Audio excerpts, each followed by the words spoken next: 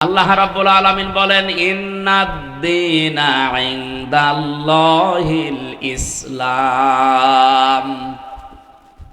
এখানে ইন্না এরপরে আল্লাহ দিনের আগে আলিফ লাম লাগিয়ে নির্দিষ্ট করে দিয়েছেন। রাব্বুল আলামিন বলেন, অবশ্যই আমি আল্লাহর কাছে মনোনীত একটাই জীবন ব্যবস্থা, ধর্ম, তার নাম ইসলাম। এজন্য বাংলাদেশে অন্য ধর্মের যারা আছেন, এমনকি মুসলমানদের ভেতরেও যারা মুনাফিক আছেন, নামে মুসলমান কামে অমুসলিমের চাইতেও খারাপ, তাদেরকে বলছি আপনি ইসলামের কিছু মানবেন আর অন্য কিছু মানবেন, আবার আপনার কপালে কিন্তু দুঃখ আছে। আফাতুমিনুনা বিবাদিল কিতাবি ওয়া তাকফুরুনা বিবাদ। এই কিতাবের কিছু মানবে আর কিছু যদি অস্বীকার করো, না মানো, কি হবে তা জানো? ফামা জাযাউ মিনকুম মাইয়াফআলু যালিকা মিনকুম ইল্লা খিজিয়ুম ফিল হায়াতিদ দুনিয়া।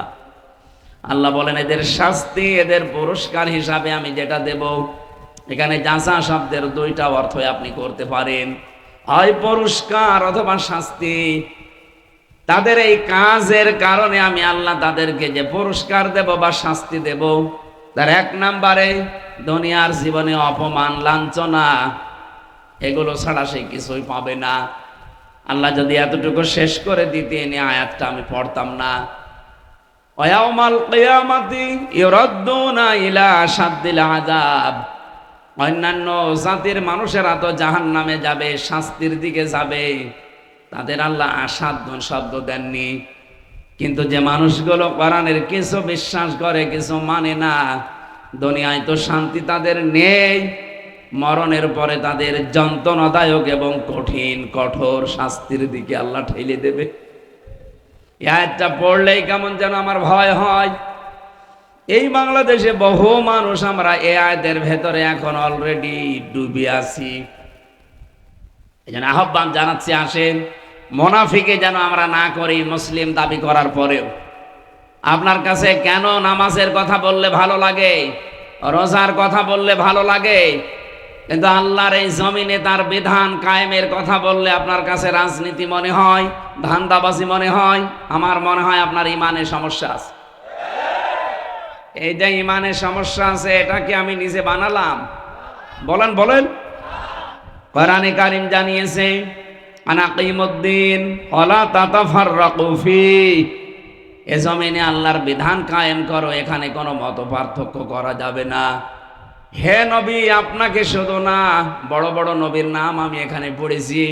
হযরতে মূসা, ইব্রাহিম, হযরতে ঈসা, নূহ, এত বড় বড় নবীর নাম নিতে নিতে আল্লাহ মুহাম্মদ রাসূলুল্লাহকে একই নির্দেশ দিয়েছেন। আমার এই ছোট্ট জীবনী, আমি যত নবীর জীবনী পড়েছি, শুধু 2 জন নবী বাদ দিয়ে কোন নবীর জীবনীতে আমি দিন কায়েম ছাড়া অন্য কিছু পাইনি।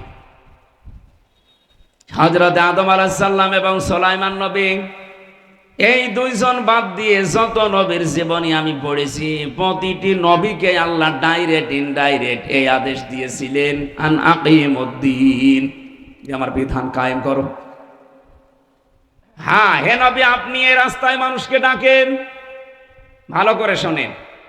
আজ আমরা নামাজের কথা, রোজার কথা, পাশাপাশি দিন কায়েমের কথা বললে যারা রাগ করেন, যাদের মন খারাপ হয়, যারা রাজনীতি মনে করে অন্যদিকে চলে যান, যারা মনে করেন এরা আমাদের মতো ধান্দাবাজ, তাদেরকে বলছি, কাবুর আলাল মুশরিকিনা মা তাদউহুম ইলাইহি।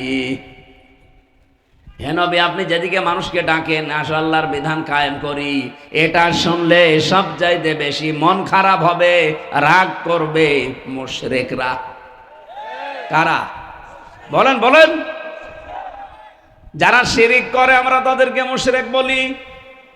সুতরাং এই 56,000 বর্গ মাইলের 630টা থানা নিয়ে এই বাংলাদেশ এখন তৈরি করা, 64টা জেলা। আল্লাহর কসম, যারা দিন কায়েমের কথা শুনলে মন খারাপ হয়, রাগ করেন, আপনি বুঝবেন আপনার দ্বারা কোনো না কোনো ভাবে শিরিক হচ্ছে। শিরিক করলে যেহেতু মানুষ মুশরিক হয়ে যায়, আর মুশরিকদের কাছে আল্লাহর দিন কায়েমের কথা শুনলে খারাপ লাগবে। এটাকে আমি নিজে বানালাম? বলেন বলেন। এখন যদি প্রশ্ন করেন, কয় আমার তো দ্বারা শিরিক হয় না, আপনি টের পাচ্ছেন? শিরিক যদি না হবে, আপনি যদি মুশরিক না হবেন, তা আপনার কাছে দিন কায়েমের কথা শুনলে রাগ হবে কেন? কি কথা বলেন না কেন? আপনার তো রাগ হওয়ার কথা না। যদি রাগ হয় বুঝবেন আপনি মুশরিক। আর যদি রাগ না হয় মনে করবেন আপনার ভেতরে একটা কাজ আছে। কি কি আছে? না না। এর পরের শব্দের দিকে তাকান, সূরা শুরার 13 নম্বর আয়াতের শেষের দিকে আছে, আল্লাহু ইয়াজতাবি ইলাইহি মাইয়াশা। আল্লাহ পাক বলেন, দিন কায়েমের জন্য আমি সবাইকে পছন্দ করি না। যাকে আমার ভালো লাগে, যাকে আমি মনোনীত করি, যাকে নির্বাচিত করি, যাকে আমার পছন্দ হয়, এই মানুষটাকে আমি আল্লাহ দিন কায়েমের জন্য কর্মী বানিয়ে ময়দানে ছেড়ে দেই। কিন্তু কে সে? ওয়াহদি ইলাইহি মাইয়ুনিব, যে মন থেকে আল্লাহর দিকে ফিরে আসতে চায়। এই বাংলাদেশে 18 কোটি মানুষ সবাই কি দিন কায়েম হোক এটা চায়? বলেন বলেন। নারায়ণগঞ্জবাসী যারা চায় এ জমিনে আল্লাহর দিন কায়েম হোক, তারা যারা বিশ্বাস করে আল্লাহ তাদেরকে ভালোবেসেছেন। আপনাকে একটা সুসংবাদ শোনাই। সূরা আরাফের 46-47 নম্বর আয়াতের তাফসীর পড়তে গিয়ে আমি পেয়েছি, কিয়ামতের দিন আল্লাহ একটা প্রাচীরের ওপরে কিছু মানুষকে দাঁড় করিয়ে রাখবে। এটা আরাফ নামক প্রাচীর।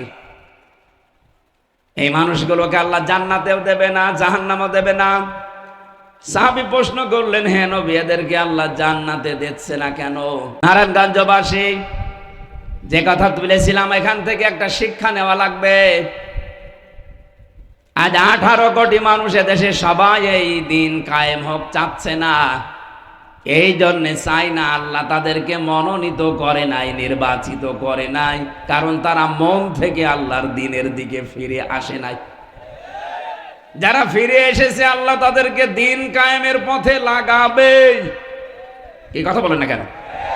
আর এটা সব চাইতে বেশি এখন বাংলাদেশে অগ্রণী ভূমিকা পালন করছে বাংলাদেশ জামাত ইসলামী। অন্য কোন দল আপনি দেখান, যাদের ইউনিয়ন থেকে শুরু করে আন্তর্জাতিক মহল পর্যন্ত সব জায়গায় যোগ্য এবং সৎ মানুষ সেট করতে পারে, কোন দলে বাংলাদেশে এখন নেই জামাত ইসলামী ছাড়া।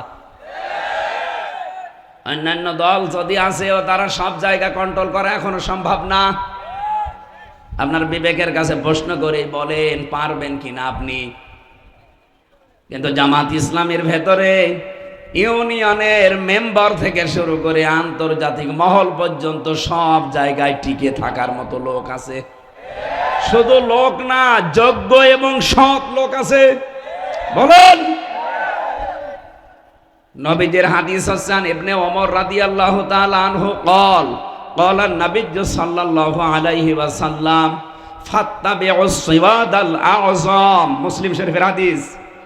নবীজি বলেন, তোমাদের ভেতরে অগ্রণী ভূমিকা যারা পালন করে দিন কায়েমের জন্য, যাদের দ্বারা আল্লাহর বিধান কায়েম করা খুব তাড়াতাড়ি সম্ভব, আমি নির্দেশ দিলাম উম্মতেরা ওই দলের কে অনুসরণ করবা। এই হাদিস এখন আমি কেবল বানালাম না, কথা বলেন না কেন?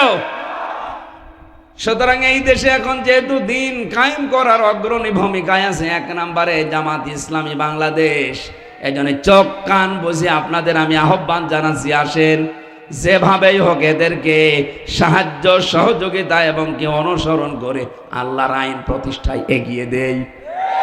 এই 54 বছর তো দেখলেন কম বেশি কিছুই হয়নি।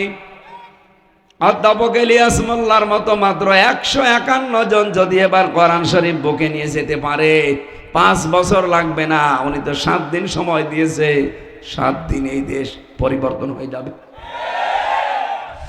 টেকনাফ থেকে তেতুলিয়া 1150 কিলোমিটার পথ, যে কোনো ভাবে আপনি রাত দিন চলে যাবেন, কোনো চিন্তা আপনার মনের ভেতরে আসবে না, শুধু আল্লাহর ভয় ছাড়া। মালয়েশিয়া বাংলাদেশের চাইতে প্রায় 5 ডবল বড়। আমি প্রতিদিন প্রায় 1200-2000 কিলোমিটার রান করতাম।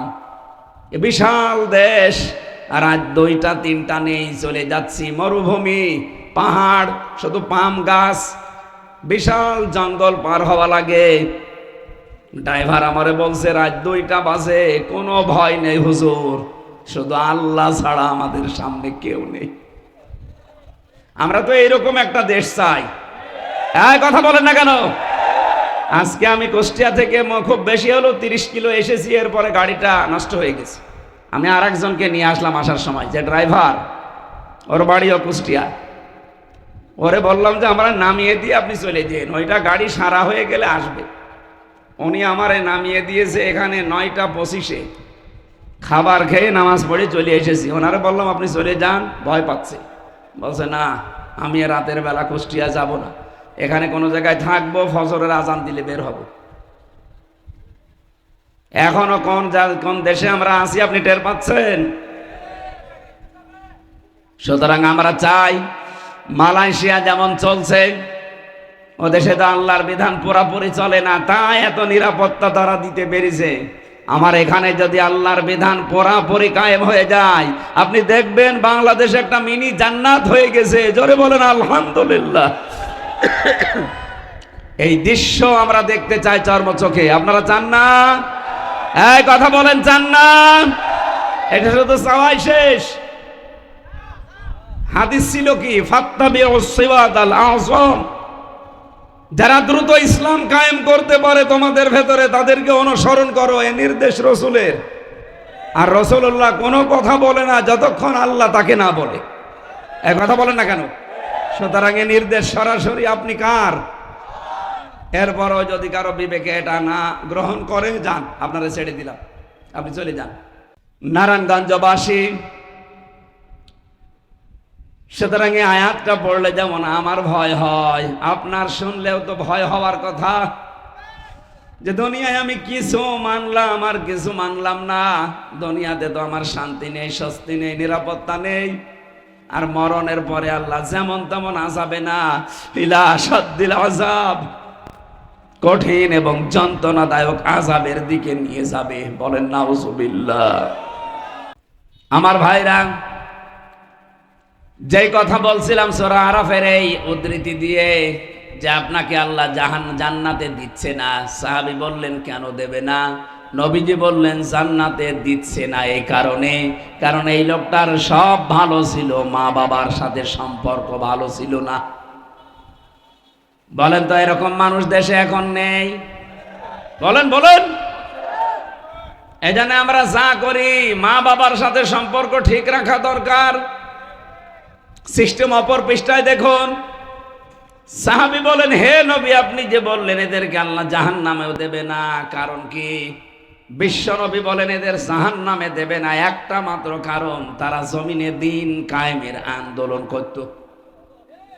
সুতরাং হাদিস দ্বারা আপনাদের সুসংবাদ দিচ্ছি, হ্যাঁ, যে চলে যাচ্ছে যাক, আমার কোনো আফসোস নেই, কারণ আল্লাহ সবাইকে দিন কায়েমের জন্য মনোনীত করে না। আপনাকে আগে মনোনীত হওয়া লাগবে।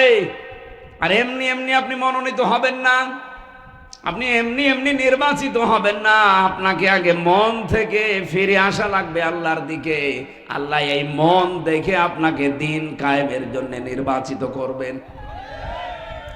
সুতরাং এই দেশে আমরা যারা দিন কায়েমের জন্য অ্যাক্টিভ কাজ করি, আল্লাহর কসম দিয়ে বলছি, আপনি আর যাই হোক জাহান্নামে যাওয়া লাগবে না। জোরে বলেন সুবহানাল্লাহ।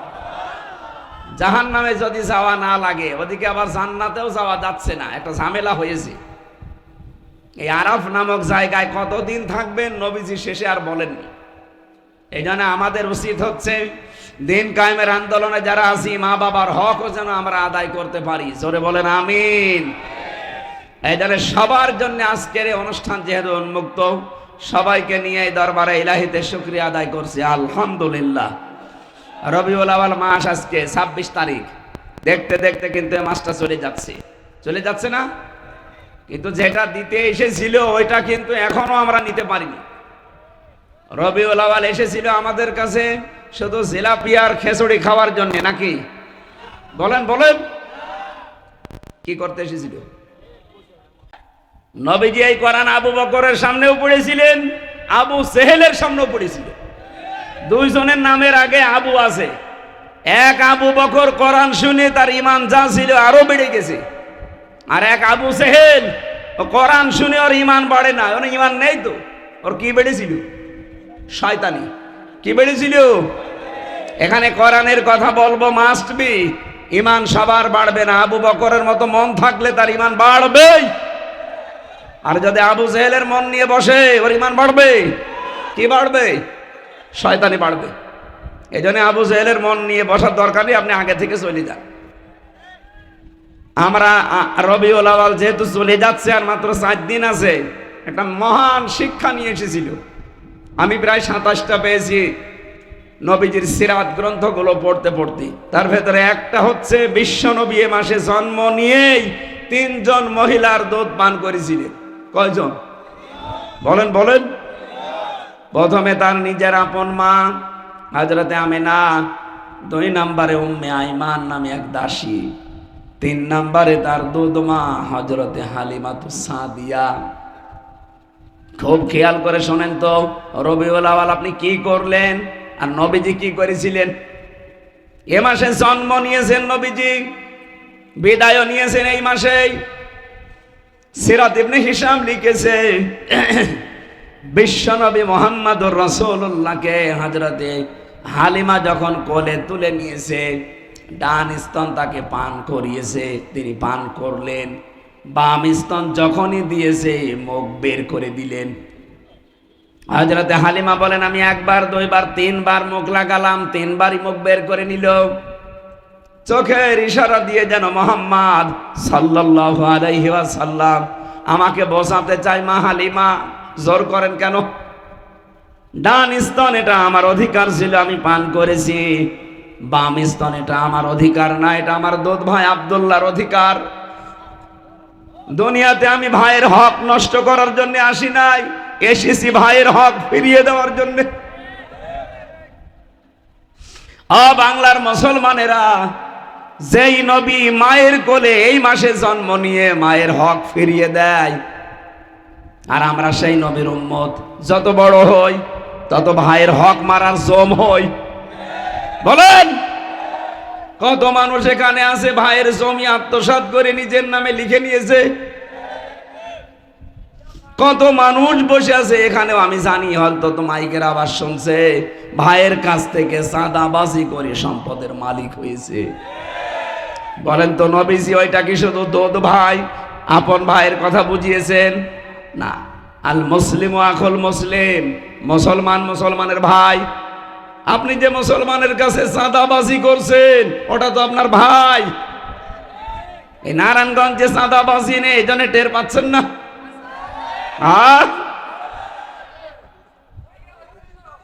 অথচ যেই লোকটা ভাইয়ের কাছে চাঁদাবাজি করে লক্ষ কোটি টাকার মালিক, এই রবিউল আউয়াল আসলে আমারে ডেকে বলবে, হুজুর মিলাদ পড়ে দেন। মিলাদের পরে জিলাপি দেবে, খেচুড়ি দেবে, বিরিয়ানি দেবে। কোথায় পেলেন টাকা? হুজুর চাঁদার টাকা।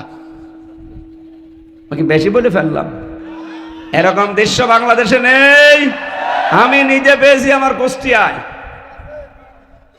চাঁদার টাকা তুলে ওইটা দিয়ে মিলাপ দিচ্ছে। আর নবীজি রবিউল আউয়ালে কি করলেন? নিজের ভাইয়ের হক ফিরিয়ে দিয়েছেন মায়ের কোলে বসে। সুবহানাল্লাহ বলতে পারেন নাই? এই জন্য আমাদের উচিত হচ্ছে এই রবিউল আউয়ালের এই হক নামে এই শিক্ষাটা নেওয়া। আমার হকের বিস্তারিত কথা শেষের শব্দে থেকে বলবো ইনশাআল্লাহ। সূরা আনাম 51 নম্বর আয়াত, মাত্র একটা আয়াত পড়েছি। দেখি এই আয়াত অনুযায়ী কি করা যায়। যতটুকু আমি পড়াশোনা করেছি এর উপরে আমরা ডেলিভারি দেবো ইনশাআল্লাহ। থাকবেন যারা যারা, শুধু তারা হাত তোলেন তো দেখি। দেখেন তো, হাত তোলেনি কে? দেখেন দেখেন। না না, ওই যে হাত তোলেনি, তোলেন। অন্তত এই আয়াত শেষ হওয়া পর্যন্ত থাকবেন। কারা হাত তোলেন? তোলেন। হাত তুলে রাখেন, হাত তুলে রাখেন। ঠিক আছে ভাই, হ্যাঁ বসে। সূরা আনামের 51 নম্বর আয়াতটা পড়েছি। আল্লাহর ঘোষণা হচ্ছে, ওয়ানযির বিহিল্লাযিনা ইয়াখাফুনা আইয়ুহশারু ইলা রাব্বিহিম। হে নবী, এই কোরআন দিয়ে আপনি ওই সমস্ত মানুষদেরকে সতর্ক করবেন যে মানুষগুলো তার রবের সামনে কিয়ামতে দাঁড়ানো লাগবে এই ভয় করে। আমার মনে হয় এখানে যারা বসে আছেন তাদের ভেতরে এই ভয়টা অন্তত আছে যে কিয়ামতের দিন আমাকে দরবারে ইলাহিতে আল্লাহর সামনে দাঁড়ানো লাগবে। বলেন বলেন, এতটুকু আল্লাহ শেষ করেননি, ভয়াবহতা বলছেন আল্লাহ, লাইসা লাহুম মিন দুনিহি ওয়ালিয়্যুন ওয়ালা শাফি', সেখানে তাদের জন্য কোনো সুপারিশকারী, কোনো অভিভাবক থাকবে না। এতটুকু বলে আমার আল্লাহ বলতে চান লাআল্লাহুম ইয়াত্তাকুন, এই কথা শোনার পরে হয়তো এই মানুষগুলো তাকওয়া অবলম্বন করবে। এই শব্দটা সেই জন্মের পর থেকে আমরা শুনেছি, কিন্তু কি এটা, এই যে ইয়াত্তাকুন, এই শব্দটা নিয়ে আজকে আমি ব্যাখ্যা করার জন্য বসেছি।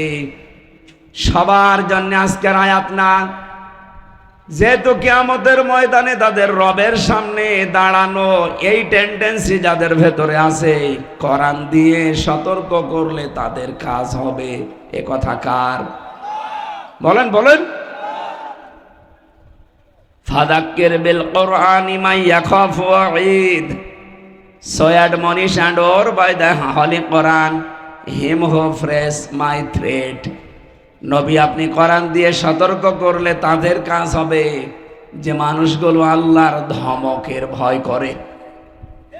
এজন্য এখানে যারা বসে আছেন, আল্লাহর ধমক কেমন, কিয়ামতের দিন আল্লাহর সামনে দাঁড়ালে কি অবস্থা, ভয়াবহতা তৈরি হবে, এই বিশ্বাস যাদের ভেতরে জন্ম হয়েছে, তাদের যদি জরুরি কোনো প্রয়োজন না থাকে, আমার মনে হয় তারা এই আয়াত শেষ না করে যাওয়ার কথা না। কথা বলেন না কেন? এবার শোনেন তো কি বলতে চান আল্লাহ। এই কোরআন দিয়ে সতর্ক করবেন আপনি তাদেরকে যারা আমার সামনে হাসরের ময়দানে দাঁড়ানোকে ভয় করে। অনেক মানুষ ভয় করতে চায় না, কারণ কি, তারা মনে করে কিয়ামতের দিন আল্লাহর সামনে যদি আমি দাঁড়ায়ও, একা না, লক্ষ লক্ষ মুরিদ ভাই আমার সাথে থাকবে, তাদের সামনে আমি দাঁড়াবো না। এটা ডাহা মিথ্যা কথা এবং প্রতারণা। বাংলাদেশের বহু ভণ্ড পীর মানুষকে এই প্রতারণা করে তাদের দরবার কেন্দ্রিক ব্যবসা চালিয়ে যাচ্ছে। কিয়ামতের দিন কেউ কারো সাথে আসবে না, প্রতিটি মানুষকে আল্লাহর সামনে দাঁড়ানো লাগবে সিরেফ একা একা। ওয়াকুল্লুহুম আতিহি ইয়াউমাল কিয়ামাতি ফারদা। সূরা মারইয়ামের 95 নম্বর আয়াতে আছে, রব্বুল আলামিন বলেন কিয়ামতের দিন প্রতিটি মানুষকে আমার সামনে আমি দাঁড় করাবো একা একা। কয়জন করে? আল্লাহ বলেন আমি একা একা দাঁড় করি, ওর পুরা জীবনটা সম্পর্কে জিজ্ঞাসা করব, বিশেষ করে 5টা প্রশ্নের জবাব দেওয়া ছাড়া ওর সামনে যাওয়ার কোনো উপায় নেই। এমনকি পিছনেও যেতে পারবে না, জায়গায় দাঁড়িয়ে থাকবে। মা তাজালু কদামা বানি আদম আবদি ইয়াউমাল কিয়ামাতি হাত্তা ইসআলান খামসিন আন উমরিহি ফিমা আফনা। প্রথমেই প্রশ্ন হবে তোমার জীবনটা কিভাবে তুমি কাটালে। নারায়ণগঞ্জবাসী, আপনি গরু ছাগল না, আপনার বিবেক আছে, আপনি মানুষ, একটু ভাবেন তো। এখনই মরে গেলেন, আল্লাহ পাক তার নিজের সামনে যদি দাঁড় করিয়ে বলে হামজা একটা 50-60 বছরের জীবন দিয়েছিলাম, কিভাবে কাটালে বলতো। কত কঠিন বিষয় আপনি কি জানেন? হিসাব। এই চিন্তা থেকেই হযরত ওমর যে হিসাব দেওয়া লাগবে, ঘুমাতে পারতেন না রাতে। তারপরেও তো তার জান্নাতে যাওয়ার গ্যারান্টি দুনিয়ায় আল্লাহ পাঠিয়ে দিয়েছিলেন। এই জায়গার মানুষ যদি এই চিন্তা করতে পারে যে কিয়ামতে আমি কি জবাব দেব, তাহলে আমাদের চিন্তা ভাবনা কত বেশি হওয়া দরকার আপনি বলেন। এই টেন্ডেন্সি যতদিন পর্যন্ত মানুষের ভেতরে বদ্ধমূল না হবে, সে যদি আকাশ দিয়ে উড়িয়ে যায়, তারপরেও তার দ্বারা আপনি দুর্নীতি বন্ধ করতে পারবেন না। এইটা আগে তৈরি হওয়া লাগবে। কিয়ামতে আল্লাহর সামনে আমাকে আল্লাহ দাঁড় করিয়ে প্রথমেই জিজ্ঞাসা করবে আমার পুরা জীবনটা নিয়ে। খলিফাতুল মুসলিমিন হযরতে আবু বকর সিদ্দিক রাদিয়াল্লাহু তাআলা আনহু এই টেন্ডেন্সি তৈরি হওয়ার কারণে কি করেছিলেন দুনিয়ায়, তার জীবনীতে পড়লাম। তার সন্তান আব্দুল্লাহ একবার তার মায়ের কাছে এসে বলে, মা আমি একটু পায়েস খেতে চাই। স্বামীকে ডাক দিয়ে বললেন, স্বামী আপনি তো দেশের দায়িত্বে আছেন, ঘরে তো ওইরকম খাবার নেই, ছেলেটার আশা যে পায়েস খাবে, আপনি একটু বাইতুল মালের খাজানসি যিনি অর্থমন্ত্রী তারে বলেন কিছু টাকা দিতে। উনি গেলেন, যাওয়ার পরে বলছেন আগামী মাসে যে বেতন পাবো ওই টাকাটা আমারে আগেই দিয়ে দেন। অর্থমন্ত্রী ওই রকম ডাক দিয়ে বলে, খলিফা আগামী 1 মাস আপনি বেঁচে থাকবেন সেই গ্যারান্টি আপনার আছে। আগামী 1 মাস জনগণ আপনাকে চেয়ারে বসিয়ে রাখবে এই গ্যারান্টি আপনার আছে। আপনার যখন কোনো গ্যারান্টি নেই, আপনাকে আমি 1 মাসের অগ্রিম বেতন দেবো কোন কারণে? যান বেতন নেই। উনি বাড়িতে আসলেন, স্ত্রীকে বললেন না সম্ভব না, এই বলেছি বাইতুল মাল থেকে। স্ত্রী বলে ঠিক আছে। প্রতিদিন উনি যে ভাতা পায় রাষ্ট্রের কাছ থেকে, যে বেতন পায় মনে করেন 100 টাকা করে, ওখান থেকে 90 টাকা করে খরচ করে সংসারের জন্য 10 টাকা করে আলাদা করে রাখে। 15 দিন পর এই 150 টাকা দিয়ে আটা কিনে উনি পায়েস বানিয়েছে, সন্তানকে দিয়েছে, আবু বকর সিদ্দিককেও দিয়েছে। হযরত আবু বকর জিজ্ঞাসা করলেন, স্ত্রী টাকা তো আমি এনে দেইনি, কোথায় পেলে? স্ত্রী বলছে হারাম না, এইভাবে জমিয়েছিলাম। উনি খাবারটা খেলেন, চলে গেলেন বাইতুল মালে।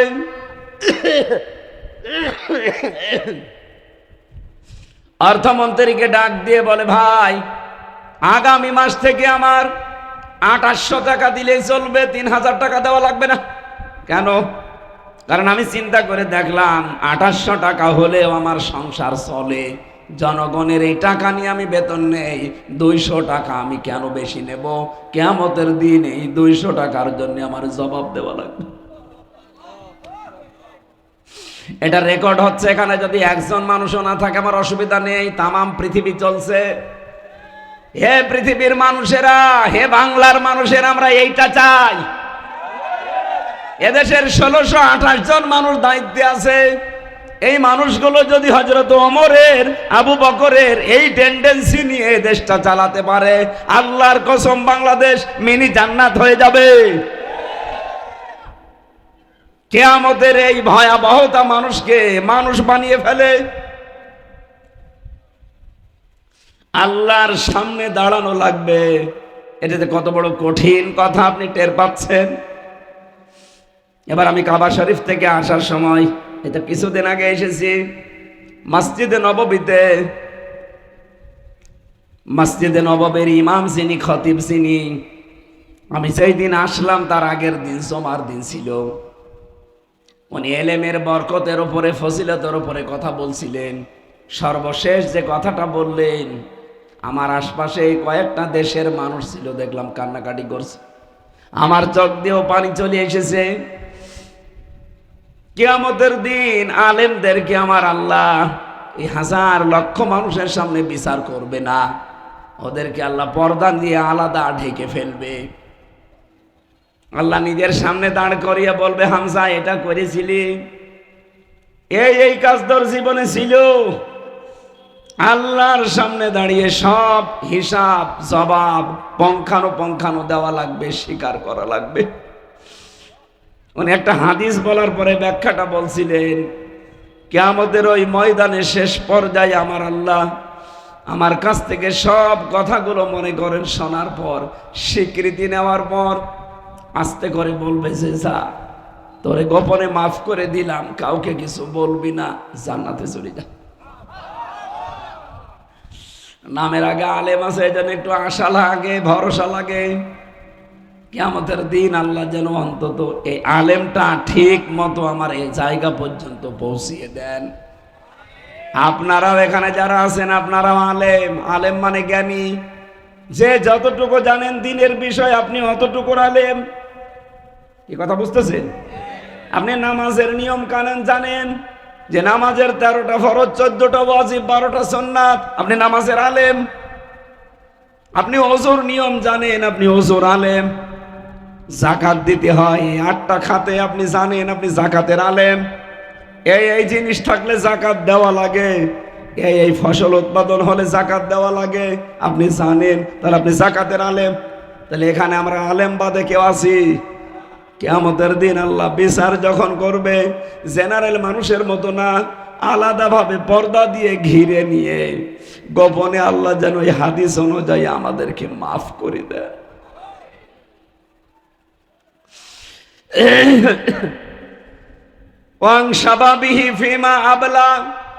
নবীজি বলেন, দ্বিতীয় প্রশ্ন আল্লাহ করবে, একটা যৌবন দিয়েছিলাম, কোথায় কাটিয়েছিস বল? ও বাংলার যুবকেরা, কোন দিকে দৌড়াচ্ছেন? ফাইনা তাযহাবুন ইন হুয়া ইল্লা যিকরুল লিল আলামিন। আসেন, আল্লাহর কোরআন বিশ্বের মানুষের জন্য উপদেশ।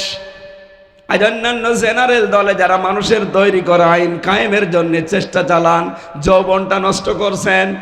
আসেন, বিবেকটা কাজে লাগান। আপনারও তো দায়িত্ব এই যৌবনটা অন্তত দিনের কাজে লাগানো। আপনার যৌবনের মিছিল আল্লাহর দিনের কাজে লাগে না, আপনার যৌবনের দেওয়ালের লিখন দিনের কাজে লাগে না, যৌবনের চিন্তা ভাবনা দিনের কাজে লাগে না, তা কি জবাব দেবেন সামনে দাঁড়িয়ে?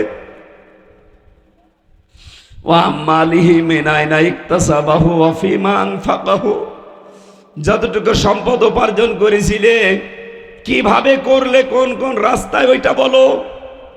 কিভাবে খরচ করেছো ওই রাস্তাগুলো বলা লাগবে।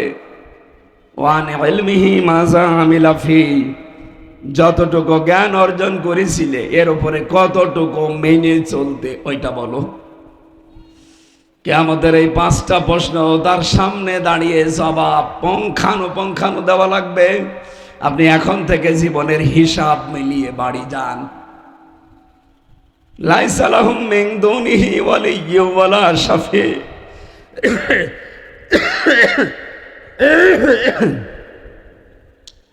কোন অভিভাবক পাবেন না, কোন সুপারিশকারীও থাকবে না আল্লাহর সামনে আপনাকে রক্ষা করতে। যারা আজ আপনাকে ধোঁকা দিয়ে বোকার স্বর্গে রেখেছে যে আমি আছি, এগুলো ভুয়া কথা। আল্লাহ বলেন কেউ থাকবে না। আজ যারা বলে যে কিয়ামতের দিন লক্ষ লক্ষ মুরিদ নিয়ে এক এক পীর সাহেব উঠবে, এগুলো ভণ্ডামি আর বোকামি ছাড়া কিচ্ছু না। কোরআন বলছে আপনি একা উঠবেন, আর পীর সাহেব বলে লক্ষ লক্ষ মুরিদ নিয়ে আসবেন। পীরের কথা সঠিক না আল্লাহর কথা সঠিক? এজন্য সব ভরসা বাদ দেন। যারা রেকর্ড শুনছেন, আজকে থেকে নিজের কাজের উপরে আপনি ভরসা করতে পারেন। লাআল্লাহুম ইয়াত্তাকুন। আশা করা যায় কথাগুলো শুনলে তোমরা তাকওয়াবান হবে। কিভাবে তাকওয়াবান হয় মানুষ? আমাদের দেশের ক্রাইটেরিয়া যেটা, প্রক্রিয়া যেটা, এটা ভুল। আমরা মনে করি তাকওয়াবান হতে হলে না। আমার ভাইরা, এই শব্দটা বলার জন্য আমি আজকে এখানে বসেছি যে আল্লাহুম ইয়াত্তাকুন। আশা করা যায় আমরা তাকওয়াবান হব। কোন প্রক্রিয়ায় হব, এই প্রক্রিয়াটা বলার জন্য আমি এই তাফসিরে বসেছি। হযরতে আলী রাদিয়াল্লাহু তাআলা আনহু বলেন, এদিকে তাকান, এটাই শেষ কথা, খুব ভালো করে শুনবেন। আজ যেভাবে সবক দেয় বিভিন্ন জায়গায়, যে জুব্বা গায়ে দিলে মনে হয় তাকওয়াবান হয়ে গেছে, পাগড়ি একটা মাথায় দিয়ে বিশাল তসবিহ হাতে নিলে 2-3 বার হজ করলেই আপনি বিশাল মুত্তাকি না। কিভাবে তাকওয়া অর্জন করা লাগে, এর 6টা প্রক্রিয়া আমি হাদিস থেকে বলছি। 1 নম্বরে যদি কেউ তাকওয়া অর্জন করতে চায়, তাকে হক অনুসন্ধানকারী হওয়া লাগবে। কি? আরো জোরে বলেন। ওই যে নবীজি রবিউল আউয়াল মাসে কি আদায় করেছিলেন? আপনাকে অধিকার সম্পর্কে সচেতন হওয়া লাগবে। আপনি হকের অনুসন্ধানকারী যদি হয়ে থাকেন, যে আমি হক তালাশ করব, তাহলে আপনি মনে করবেন যে আপনি তাকওয়ার অবলম্বনের পথে হাঁটতেছেন। আমাদের জাতির পিতা হযরত ইব্রাহিম আলাইহিস সালাম তিনি হক অনুসন্ধান করছিলেন। আপনারা জানেন না, সূরা আনামের ৭৫ নম্বর আয়াতের বিস্তারিত ব্যাখ্যা দেওয়া আছে। কখনো তারকা, কখনো চন্দ্র, কখনো সূর্য দেখলেই মনে করতেন এইটাই আমার রব হবে। কিন্তু যখন ডুবে গেল বলছে না, এগুলো একটাও আমি ভালোবাসি না, কারণ ডুবন্ত জিনিস আমার পছন্দ না। কি বলেছিলেন ওই দিন? ইন্নী ওয়াজ্জাহতু ওয়াজহিয়া লিল্লাযী ফাতারাস সামাওয়াতি ওয়াল আরদা হানিফা ওয়া মা আনা মিনাল মুশরিকিন। অবশ্যই আমার এই চেহারাকে, আমার এই মন মগজকে ঘুরিয়ে দিলাম ওই আল্লাহর দিকে, যিনি আসমান আর জমিনের উদ্ভাবক। আমি একনিষ্ঠভাবে ঘুরিয়েছি। অমান আমিনাল মুশরিকিন, আমি মুশরিক না। সুতরাং যদি কেউ তাকওয়া অবলম্বন করতে চায়, এই প্রক্রিয়ায় আসা লাগবে। হক খুঁজতে থাকবেন, কোথায় হক পাওয়া যায়। হক অনুসন্ধান করে যদি পাওয়া যায়, ২ নম্বরে আপনার প্রক্রিয়া হচ্ছে আপনি হক কবুল করবেন। আজ আমাদেরকে